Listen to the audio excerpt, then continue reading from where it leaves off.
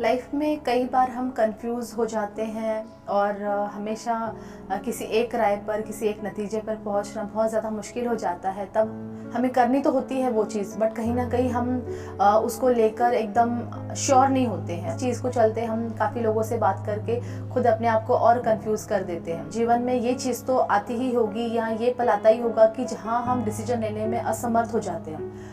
तो बस आज इसी टॉपिक को लेके एक जो पॉइंट है वो मैं आपसे डिस्कस करना चाहती हूँ कि कहीं ना कहीं अगर लाइफ में आपके भी ऐसा पल आता है जिस दिन कि आप श्योर नहीं हो अपने डिसीजन को लेके, तो आपको क्या करना चाहिए। इस चीज़ से निकलने के लिए एक रास्ता है, वो रास्ता भी आप खुद ही हैं।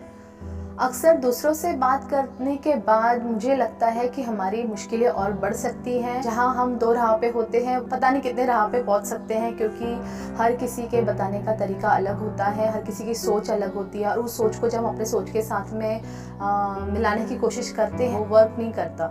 तो मुझे ऐसा लगता है कि आप खुद अपने आप से वो चीज़ सोचें।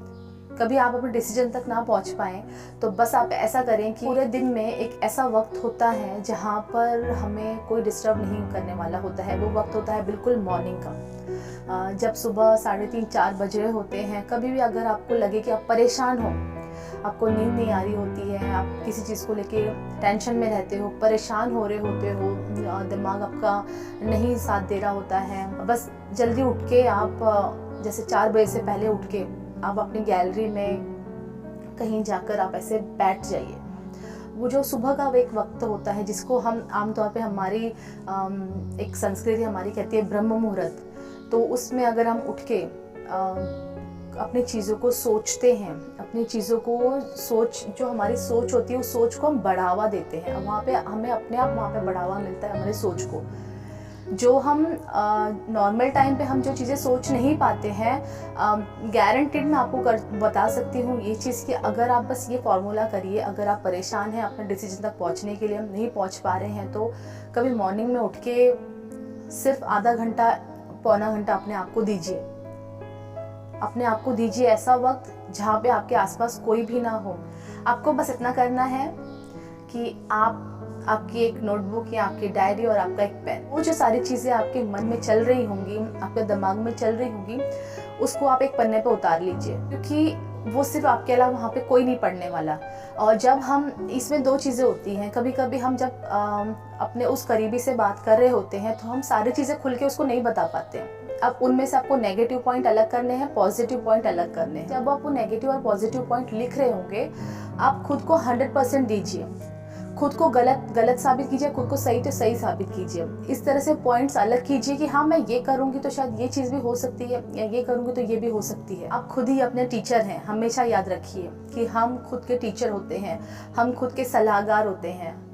हम जितना अपने आप को एक सलाह दे सकते हैं, सामने वाला या कोई भी उस हद तक जाके हमें वो सलाह नहीं दे सकता। तो जब आप रीड करोगे तो आपको समझेगा कहीं ना कहीं कि हाँ, शायद ये पॉइंट निकल के आता है सामने कि हाँ, ये चीज़ हो सकती है। इस फॉर्मूले को ज़रूर अपना के देखिए।